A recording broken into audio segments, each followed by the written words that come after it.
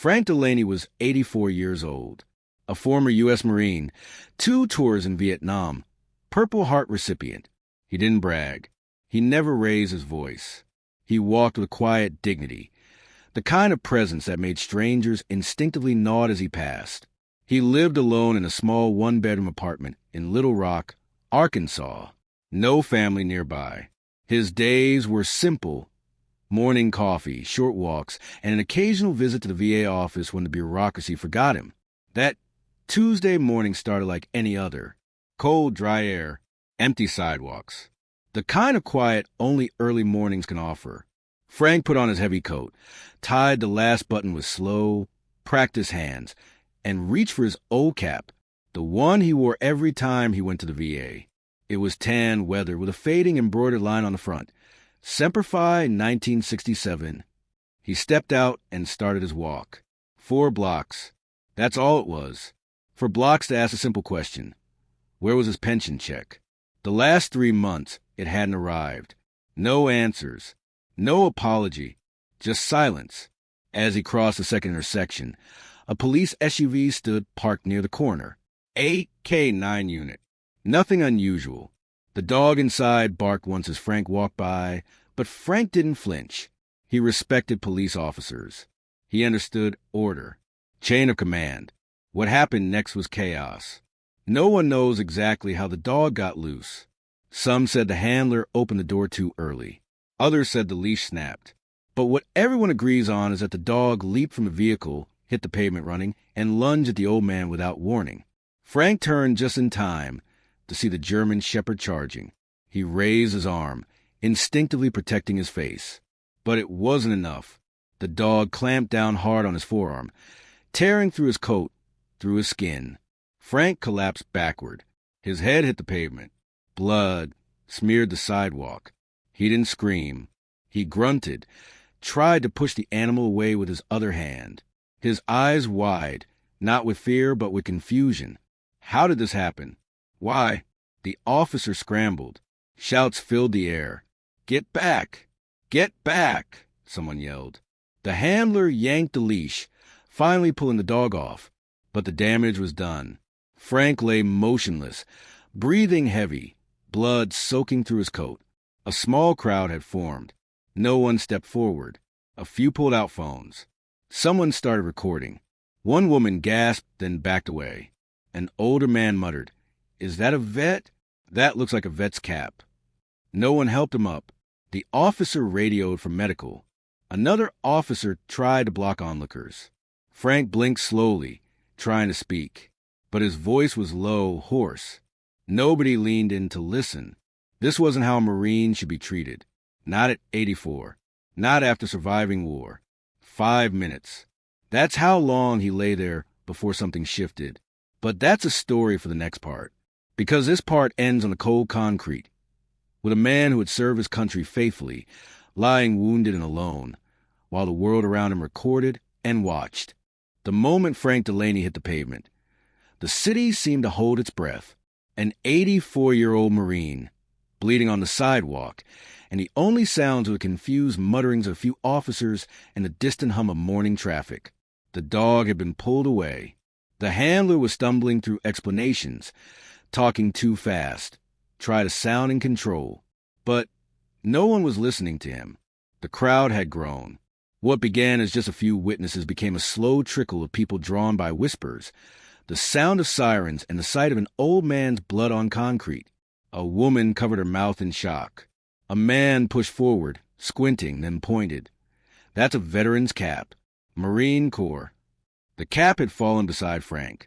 Weathered and frayed, the gold thread still shimmered faintly. Semper 1967. Someone in the crowd took a photo, then another. One man, maybe in his 30s, leaned forward, snapped a close-up of the cap in Frank's face. Then he opened his phone, found a group chat labeled LR Vets Brotherhood, and typed, "Emergency. Marine down." 5 blocks away, in a small diner not far from a National Guard armory, 4 men sat having their usual coffee. They were veterans. 2 Marines, 1 Army Ranger, and a Navy corpsman. Their phones buzzed almost at the same time. One read the message, stiffened, and simply said, Let's move. They didn't argue. They didn't ask questions. They dropped cash on the table, walked out, and made their calls. Not to 911, but to people who understood the unspoken code. You don't leave a Marine on the ground. Within minutes, the low rumble of diesel engines echoed down the quiet street, where Frank still lay. A Humvee turned the corner. People stopped. Heads turned. The police shifted uneasily. Then came another Humvee.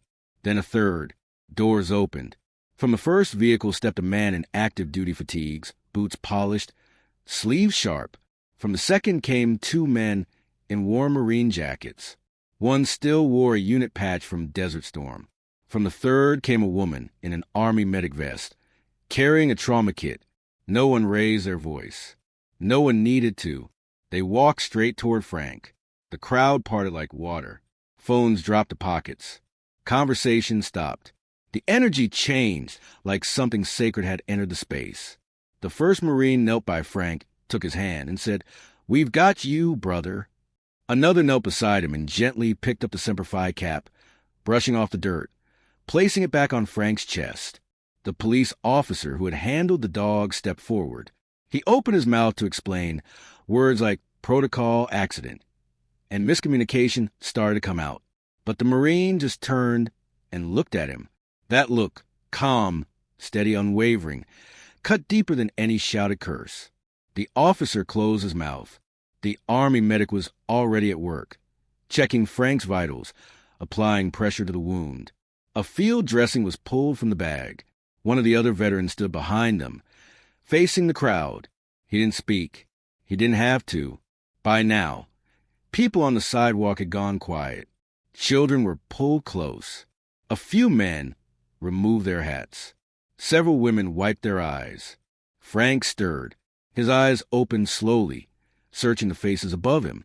When he saw the uniforms, the boots, the ribbons, he exhaled, almost in relief. "You came," he whispered. "Always," the Marine replied. A stretcher was pulled from the back of the Humvee. Two men lifted Frank with care, with honor. As they carried him, the line of veterans stood at attention.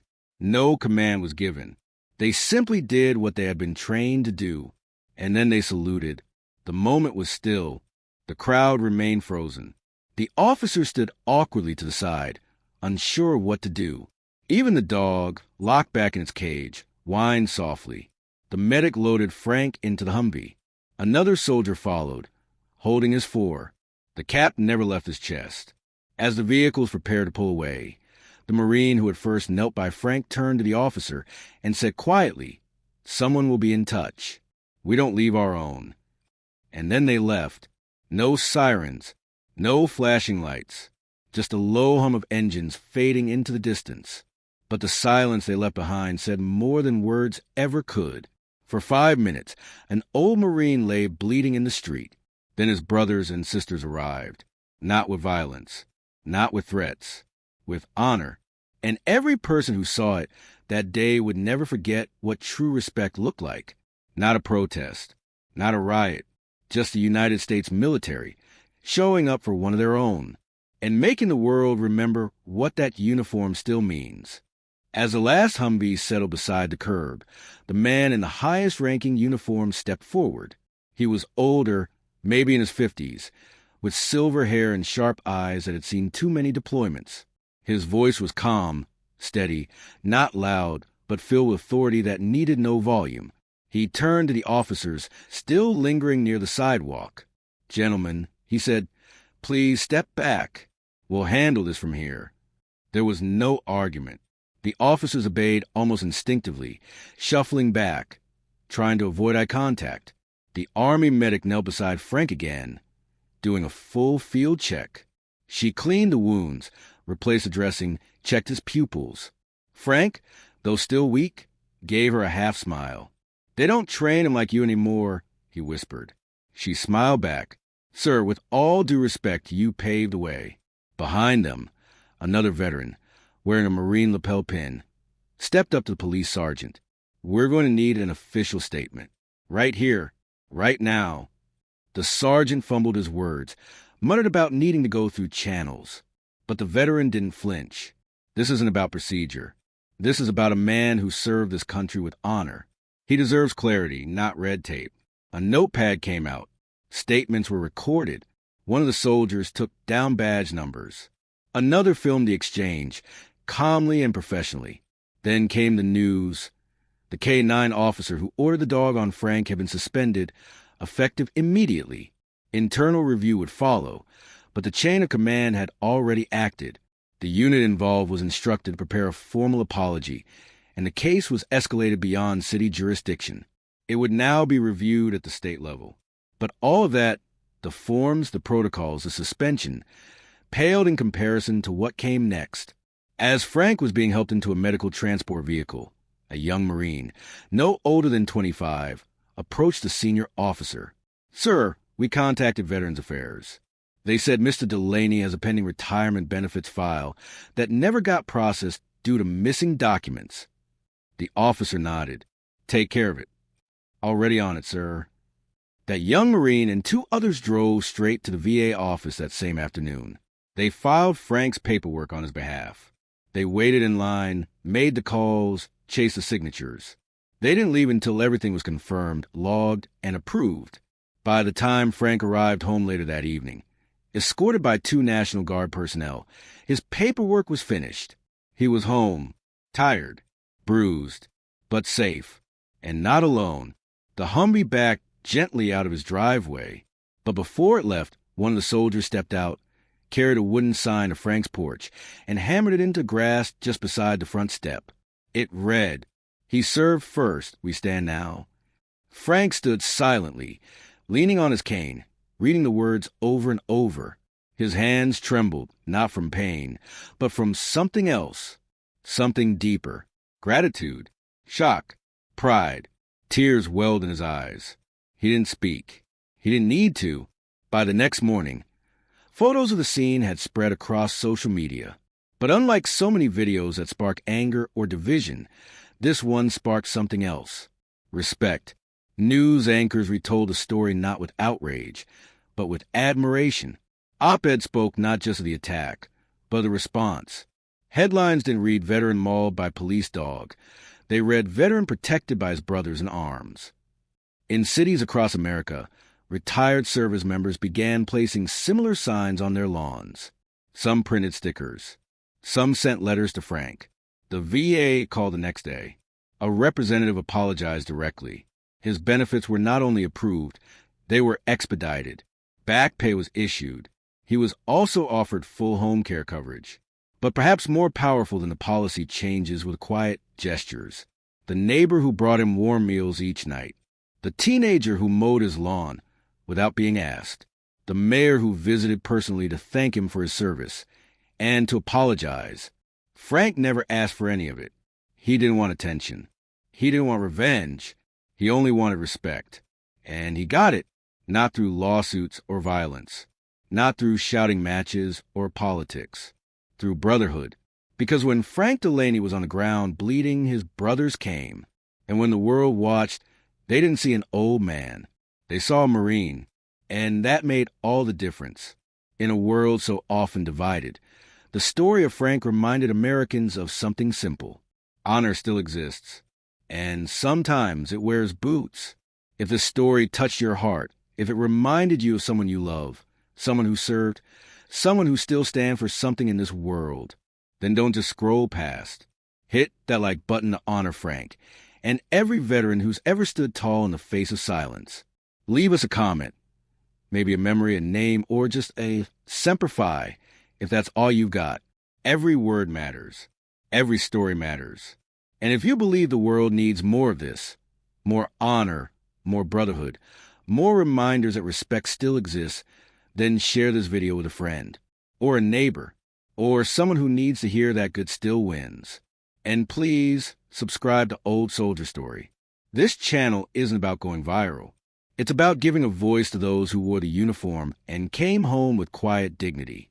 We tell stories for those who can't anymore. And with your help, we'll keep them alive, one video at a time. Thank you for listening. Thank you for remembering. And above all, thank you for standing with those who stood for us.